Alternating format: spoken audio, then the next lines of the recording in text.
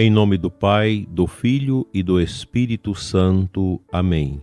Nós os adoramos, Senhor, e vos bendizemos, porque pela vossa Santa Cruz remistes o mundo. Dileto e amado ouvinte deste programa, aqui da nossa Diocese de Formosa, bem como você, ouvinte de outras localidades, nós estamos juntos para orar nesta manhã, pedindo a graça da nossa santidade.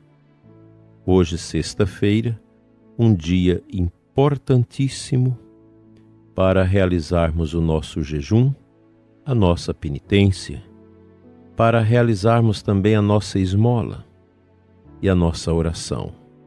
São 3 pontos fundamentais: a oração, que me dirige a Deus; a penitência, que me dirija dentro de mim mesmo para que eu possa mudar; a esmola, que me dirige ao próximo, ao que sofre e que necessita da minha bondade.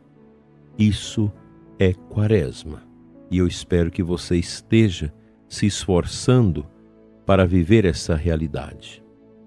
Dando sequência àquela meditação de ontem, do cardeal Sara, a respeito deste necessário silêncio que deve ser cultivado no interior de todos nós, ele diz: de certo que Cristo está aflito de ver e ouvir padres e bispos que devem garantir a integridade dos ensinamentos do Evangelho e da doutrina, multiplicarem palavras e escritos que esvaziam o rigor do Evangelho por força de certas declarações deliberadamente ambíguas e confusas.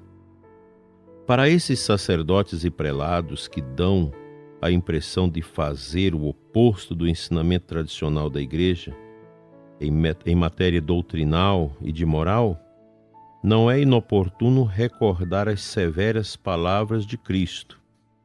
Por isso eu vos digo, todo pecado e toda blasfêmia serão perdoados aos homens, mas a blasfêmia contra o Espírito Santo não lhes será perdoada. Tudo o que tiver falado contra o Filho do Homem será perdoado. Se, porém, falar contra o Espírito Santo, não alcançará perdão, nem neste século, nem no século vindouro. É culpado de uma culpa eterna, acrescentou São Marcos. Temos, sem dúvida, o dever de buscar novos caminhos pastorais. Mas em seu comentário ao Evangelho de João, Santo Tomás de Aquino nos adverte: portanto, se estás olhando para onde andar, leva Cristo, já que Ele mesmo é o caminho. É o caminho, siga-o. E Santo Agostinho comenta: caminha segundo esse homem e chegarás a Deus. Pois melhor é mancar no caminho certo que caminhar com grandes passos fora dele. Mesmo quem manca, embora avance pouco, vai aproximando do fim do caminho. Mas quem anda fora do caminho, quanto mais determinante corre, mais se afasta do fim. Se queres saber para onde ir, une-te a Cristo, porque Ele é em pessoa a verdade a que queres chegar. A censura de Newman, a propósito dos padres que se apropriaram da palavra de Deus, dos sacramentos da liturgia, mostra claramente que há um nexo muito íntimo entre o silêncio e a fidelidade ao Espírito Santo. Sem a ascese do silêncio, os pastores tornam-se homens sem interesse, prisioneiros de verborreias entediantes e patéticas. Sem a vida do Espírito e sem o silêncio, a pregação não passa de tagarelice confusa, desprovida de consistência. A palavra do sacerdote deve moldar a sua alma e ser o sinal da presença divina. A reflexão de Newman aplica-se a todas as pessoas. Quanto mais próximos do Espírito Santo, mais silenciosos ficamos. Quanto mais afastados, mais falantes. Cada padre, cada bispo deveria ser capaz de dizer, como Santo Agostinho: falo com a voz da Igreja. E, portanto, fala com a voz de Jesus Cristo. Assim, com sutileza e eficácia, ele deveria assumir sobre si toda a responsabilidade de pastor e de guia. Cada padre, cada bispo não deve se esquecer de que, no terrível dia do julgamento, ele mesmo deverá responder a Deus pelos pecados do que ele não foi capaz de reformar por sua inteligência. Em certa carta, Santo Agostinho escreve com severidade: a glória do mundo passa. No dia do juízo, todas essas honras de nada servirão. Não pretendo esgotar a minha vida na vaidade das honras eclesiásticas. Penso sempre no dia em que deverei prestar contas do rebanho que me foi confiado pelo príncipe dos pastores. Compreendei, pois, os meus temores, pois são grandes os meus temores. Penso que, para nós sacerdotes, é muito oportuno esse contexto da fala do cardeal Sara, dirigida especificamente a nós, sacerdotes, padres e bispos. E eu creio que também pode se aplicar ao evangelizador, ao catequista, a quem cuida do ensino na nossa igreja. Não é fácil sermos santos, não é fácil domar esse leão da maldade, da crueldade, da carnalidade que cada um traz dentro de nós. É muito fácil se perder pelos caminhos que não são os de Deus. Um sacerdote deve valorizar imensamente o seu ministério. Você, padre que me escuta, diácono, seminarista, valorize o seu ministério. Ser padre é algo tão sublime que nenhum padre é capaz de esgotar com palavras o significado do seu ministério. Nós vamos passar a vida toda lutando, pregando, estudando, rezando, sem compreender o significado mais profundo do nosso ministério, o ministério do sacerdote.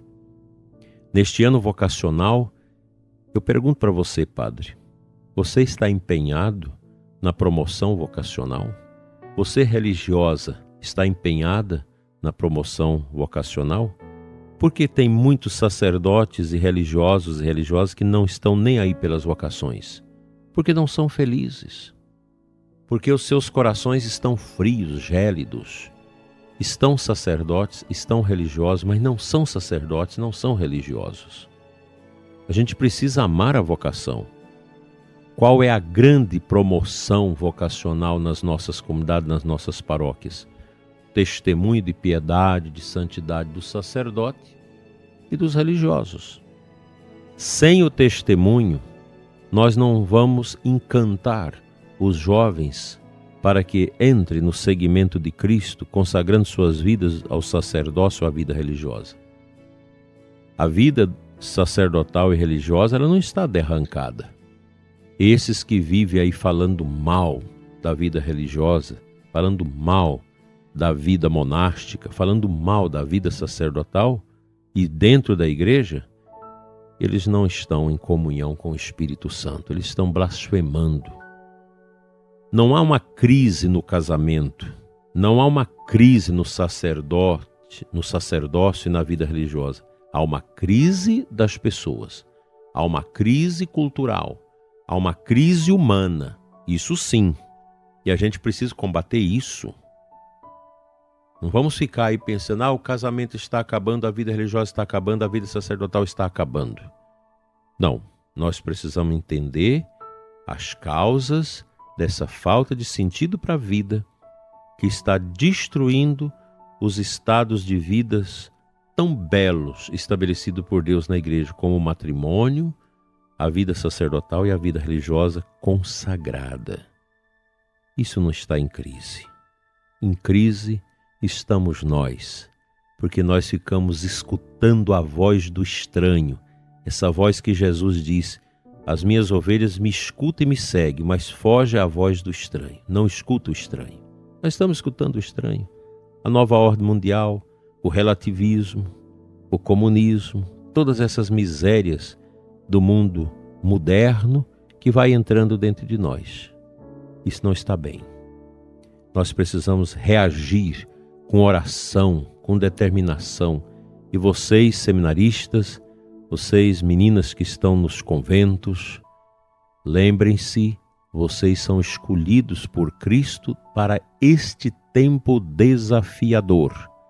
Feche os ouvidos às coisas do mundo, renuncie um pouco a essas redes sociais e abracem o silêncio, o amor de Cristo, porque Cristo é o nosso tesouro, é o tesouro que nada neste mundo se equipara. Sigamos adiante. E vocês casados também. O casamento é um tesouro que vocês precisam valorizar, porque há tanta crise nesse mundo em relação às famílias, porque os casais não estão dando testemunho como deve. Testemunho de modéstia, de adoração, de oração, de amor, de zelo pelos filhos. Maternidade e paternidade responsáveis, coerentes. É isso que o mundo precisa de nós. Vamos adiante sem desanimar.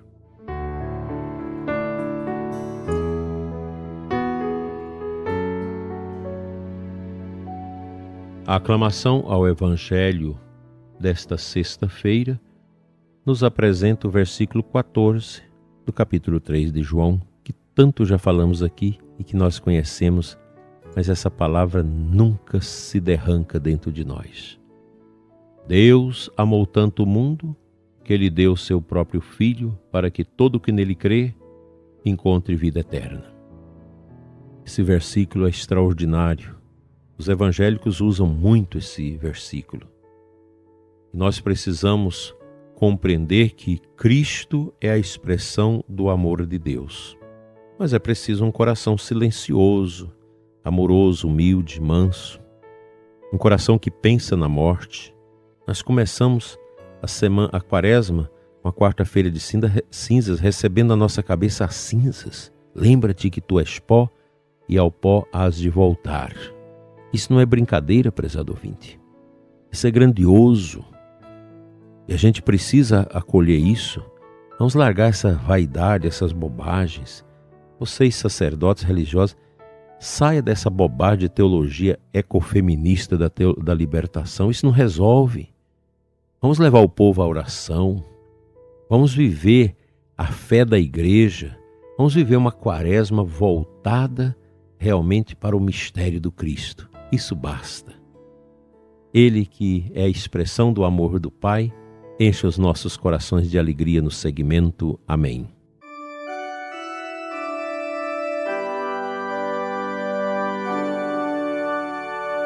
Pai Santo, Deus de amor, Deus de vitória, cura nossos corações vazios, entumecidos pela fumaça e o barulho deste mundo, e dai-nos, Senhor, de seguir com alegria.